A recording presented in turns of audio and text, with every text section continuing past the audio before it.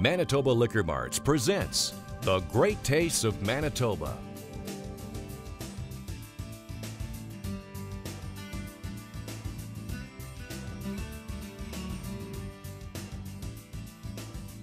Good evening, everyone. Welcome back to Great Tastes of Manitoba, and you can bet we have more great tastes for you this evening. Joining us is Roxanne Lewko from the Manitoba Pulse Growers Association, and our old friend, not really all that old, Mr. Al Bowness from Manitoba Liquor Marts, and he's going to be, as he always does, providing his pairings. But first we have to have Roxanne explain what you're going to be creating so that Al knows what to go hunting and gathering for. Yes, so today's show is called Gluten-Free Baking with Pulse Flours. We're baking 3 different dishes. The first one is a chocolate cake, although to me it tastes more like a brownie.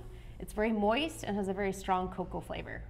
The second one is a blueberry lemon quick bread, and just as the name suggests, very strong blueberry and lemon flavors.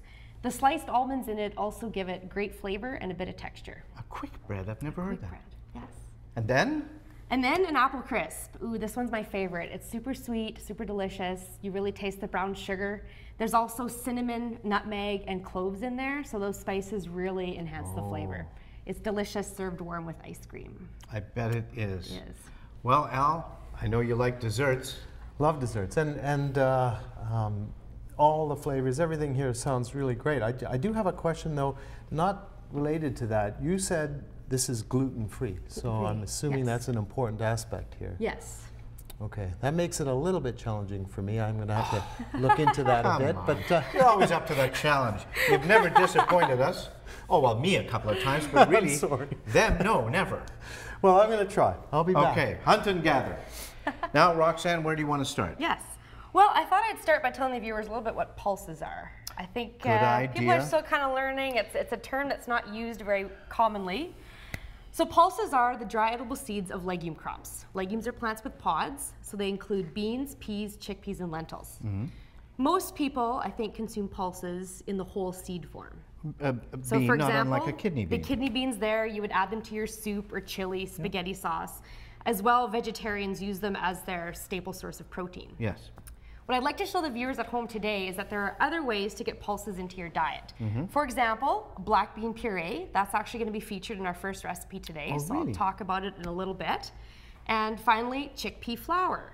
So pulse flours have become increasingly popular, primarily because they're gluten-free. And a lot more important generally in our diets and a lot of the new recipes that we're seeing. Absolutely. Before we move on, let's just spend a moment talking about gluten-free. We're hearing more and more about it all the time. I don't even remember hearing the word when I was younger. Things have changed, diets have changed, people have changed. So just tell the folks at home a little bit about gluten-free. Yes, in the last couple of years, the awareness around celiac disease has really increased, and so has the demand for gluten-free recipes. So people with celiac disease are unable to digest wheat, barley, and rye grains. Right. It's an inherited autoimmune disorder that affects 1 in 100 people, so strikingly a lot. And for those people, glutens damage the lining of the small intestine, where nutrient absorption takes place. So important nutrients like folate, calcium, vitamin D, and iron don't get absorbed by the body. Right. There's no medicine, vaccine, or surgery to cure or prevent celiac disease. The only treatment is a gluten-free diet, and it's a diet for life. So there better be a good chocolate cake recipe in there. And I think let's get to that. We're going to show the folks at home today that there is. Yes, we're going to start with a brown rice flour blend. Add in some cocoa, lots of sugar, because every baking likes sugar. You want me to just mix this a little? Yeah, just whisk all together. Yep. Sure. Some xanthan gum, baking soda, and salt. So get that all whisked together for us. Now we're going to add all the liquid ingredients. So the black bean puree. Oh, that's where it comes in. This is simply a can of black beans rinsed and drained, thrown in a blender with a little bit of water. And that's it? That's it. An egg. Oh, you don't need to whisk that. Sorry. We'll add all the wet ingredients, and then we'll get you with the blender. Well, that'll make it easier, won't it? Canola oil, some hot water. If you make of apple cider vinegar, a batch of the black bean stuff there, can you keep that for a while? Oh yes, you can actually freeze it in portions that are required in certain recipes. Oh, that's and it lasts in your freezer up to 6 months. Oh wow! Now, ready? Yes, blend it. Okay. Oops, just this button here.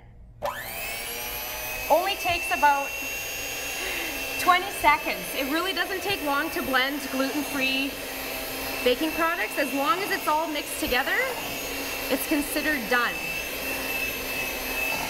Probably close. It's probably close. Is it? Probably close. I would say get the edges one more time.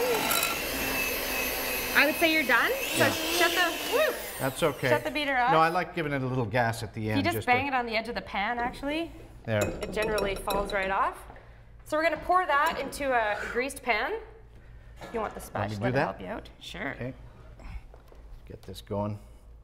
So you're going to want to bake this at 350 for 25 to 30 minutes. And that's that. And that's that. Once it's dry, you can sprinkle it with some icing sugar, maybe throw some raspberries on there. Oh. It's quite yummy. As I mentioned before, it is not quite mixed there, Jim. Oh, you know what? It's Sorry. close enough. Come on. There, we'll just cover that up there. There. Look at that. Excellent. Okay. So the finished product is over here cooling on the This rack. way. That's what it comes out That's looking what it like. comes out. Yeah. So it takes a little bit more like a brownie because gluten-free baked products don't rise all that much. Good to know. So people don't think they're, you know, they won't be disappointed when it comes out lower. Yes, exactly. Well, see, all these things are important to know. You want a little bit of this, A little bit of that. which is little icing sugar, right? Or Icing sugar, you betcha. thank you. Yeah. I guessed it right there. Is that enough?